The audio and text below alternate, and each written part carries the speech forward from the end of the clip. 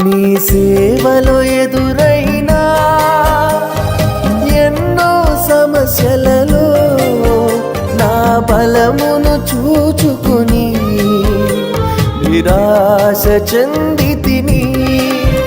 నీ సేవలో ఎదురైనా ఎన్నో సమస్యలలో నా బలమును చూచుకుని నిరాశ చెందితిని.